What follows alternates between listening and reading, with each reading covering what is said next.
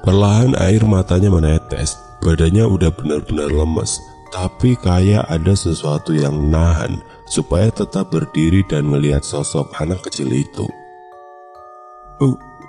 Mau kamu apa? Ucap Buyarti yang gemetar. Tidak ada jawaban dari sosok itu, hanya saja suara tangisnya makin menjadi dan rasanya seperti menusuk gendang telinga. Ada hampir 3 menitan mas saya berdiri. Itu lutut udah lemas banget, tapi nggak bisa jatuh mas. Perlahan sosok hitam anak kecil itu menghilang, seakan seperti ucapan perpisahan terakhir.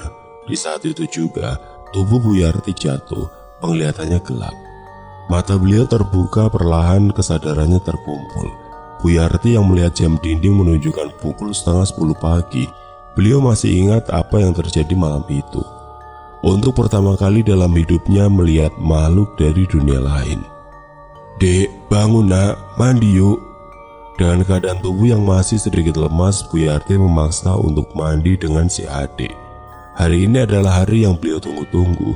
Ketenangan hidupnya seakan sudah di depan mata. Jam 11:30 siang, Buyarti dan si adik berangkat menuju rumah orang pintar kemarin. Tidak lupa boneka itu dibawa. Entah kenapa si adik memegang boneka itu sangat erat, seperti tahu bahwa ini adalah hari terakhir bermain dengan si Gia. Sesampainya di kediaman orang pintar tersebut, ternyata beliau udah nunggu Buyarti di teras rumahnya. Akhirnya datang juga ya bu. Iya pak, saya sempat diganggu semalam jadi kesiangan datangnya.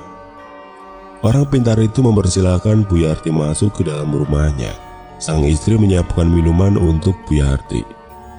Halo dek, halo Gia, sapa orang pintar itu sambil tersenyum. Namun si adik langsung berlindung di balik badan Buyarti, seperti orang ketakutan. Jadi gimana pak? Apa bisa saya nggak diganggu lagi sama boneka ini? Insya Allah bisa bu, saya akan berusaha, semoga berhasil ya. Baik pak, amin. Dek, om boleh pinjem bonekanya nggak? Si adik langsung memeluk erat Gia, seperti tidak mengizinkan orang pintar tersebut mengambilnya. Nah, kasih pinjem om ya sebentar bonekanya. Mendengar Buyarti bicara, si adik langsung menurut. Orang pintar tersebut memegang Gia, melihatnya dengan tatapan yang serius. Saya mau ceritakan asal-usul boneka ini dulu boleh bu? Boleh pak, kebetulan saya juga penasaran dengan boneka itu. Kemarin saya udah ceritain kalau boneka ini berasal dari zaman Belanda dahulu. Ada kisah kelam di balik boneka ini bu. Kisah kelam? Seperti apa pak? Boneka ini dulunya seorang anak kecil dari keluarga Belanda. Ayahnya adalah salah satu petinggi Belanda saat itu bu. Anak kecil itu bernama Gia, persis seperti nama boneka ini. Gia ini sebenarnya anak yang periang, namun tidak punya teman bermain dari kecil. Mungkin karena tidak ada orang pribumi yang berani bermain sama Gia. Ayahnya ngasih boneka ini agar Gia nggak kesepian. Sebenarnya ayah Gia ini mempunyai sifat yang sangat temperamental, sangat gampang banget buat marah. Tapi kalau sama Gia itu lembut banget. Berbanding terbalik kalau sama ibunya Gia, istrinya. Setiap hari dari mulai bangun tidur sampai tidur lagi, Gia ini ya cuma bermain sama boneka ini. Bahkan saat detik-detik terakhir hidupnya, dia sedang memegang boneka itu bu. Ya Allah. Hingga akhirnya ada momen ayah Gia ini emosinya tidak terkontrol. Mungkin karena tekanan dari petinggi lainnya dan juga dalam keadaan perang membuat si ayahnya stres. Terus pak, jam 3 pagi ayah Gia baru sampai rumahnya dan langsung marah-marah. Segala sesuatu barang di rumah itu dibanting sama dia. Hingga akhirnya sang istri yang lagi tidur dengar dan bangun langsung nyamperin suaminya itu. Bukannya mereda emosi sang suami, tapi malah menambah kesal ayahnya Gia ini. Tanpa sadar sang suami ngacungin senjata miliknya ke arah sang istri dan dengan gelap mata langsung menembak istrinya. sebanyak 5 kali dan langsung ngebuat istrinya itu meninggal di tempat. Sialnya di sisi lain, Gia ikut terbangun dan menyaksikan pembunuhan itu dengan matanya sendiri. Saat itu Gia menangis sangat keras. Ayahnya melihat Gia namun dihiraukan. Sejenak, dia duduk di kursi ruang tamu seakan menyesal dengan tindakannya tadi. Suara tangis Gia makin menjadi. Hal ini buat ayahnya kesal ngedengar suara tangisan si Gia. Ayahnya suruh Gia buat diam dan berhenti nangis dengan cara ngebentak, tapi malah bikin Gia makin kenceng nangisnya. Dengan keadaan masih emosi, ayahnya menghampiri Gia dan di sisi lain, Gia berlari menjauhi ayahnya itu. Gia lari ke arah kamarnya dan berlindung di balik selimut kasurnya. Malam itu ayah Gia benar-benar sangat gelap mata. Sesampainya di kamar Gia, dia langsung menuju kasurnya dan menarik selimut yang menutupi badan mungilnya. Tangan besar ayahnya langsung mencekik leher Gia sembari menyuruh Gia buat nggak nangis lagi. Tapi yang namanya anak kecil, udah takut malah makin menjadi nangisnya. Ayahnya terlihat seperti orang gila malam itu. Ayahnya mengambil sebuah pisau yang berada di sakunya dan mengarahkannya ke Gia. Tubuh kecil berontak, tapi apa daya, kekuatan ayahnya lebih kuat. Pisau itu diarahkan ke mulut Gia. Tanpa belas kasih, dengan keadaan Gia yang masih sadar, ayahnya merobek mulut Gia ke kiri dan kanan.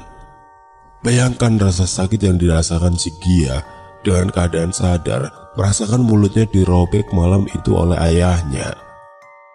Setelah merobek mulutnya, ayahnya itu langsung mengarahkan pisaunya ke leher Gia dan, "Sudah Pak, saya tidak kuat dengar ceritanya," potong Bu Yarti yang ternyata sudah dalam keadaan menangis. Bu Yarti sekarang paham dengan masa kelam Gia. Boneka ini seakan menjadi saksi bisu kematian pemiliknya malam itu. "Sebentar ya Bu, saya komunikasi dengan Gia dulu." Kembali orang pintar itu memejamkan matanya, telapak tangannya mengarah ke boneka itu. "Ibu boleh pulang, boneka ini akan saya pegang dan rawat Bu." "Kenapa emangnya Pak?" "Saya sudah negosiasi dengan sosok yang ada di dalam boneka ini. Saya bilang buat berhenti ganggu ibu dan si Ade, atau saya bakar, tapi dia bilang mau di sini saja sama saya. Jadi boneka ini gak akan ngeganggu saya lagi Pak." "Iya, tapi dengan satu syarat Bu." "Apa itu Pak?" "Untuk sementara waktu, si Ade lebih baik menjauh dulu dari sini untuk berjaga-jaga saja." "Apa harus Pak?" "Iya Bu, harus."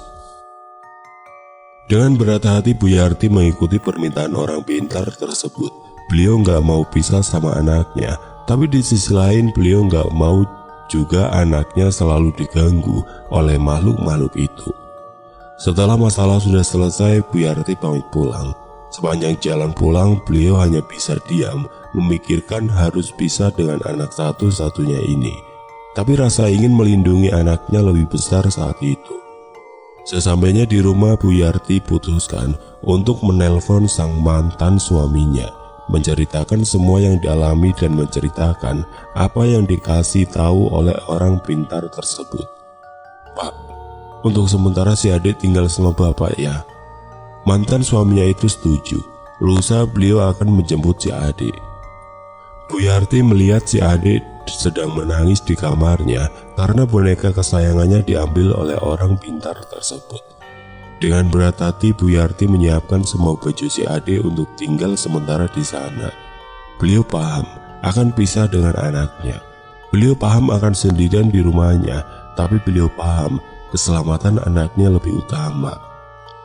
Segala pengorbanan itu demi sang anak tersayang. Beliau gak mau masa depan anaknya terganggu hanya karena sosok-sosok tersebut. Di sisa-sisa harinya, Bu Yarti selalu memeluk si adik. Gak jarang Bu Yarti menangis melihat si adik saat sedang menonton TV atau sedang tertidur. Ini adalah hal yang sangat berat dalam hidupnya. Sampai akhirnya di hari sang mantan suami datang, dengan rasa sedih Bu Yarti mengambil tas yang berisi baju-baju si adik di kamarnya. Air matanya tidak terasa menetes. Sedih, tapi Bu Yarti harus kuat saat itu. Pas si adik mau berangkat, saya peluk dia sekuat-kuatnya, Mas.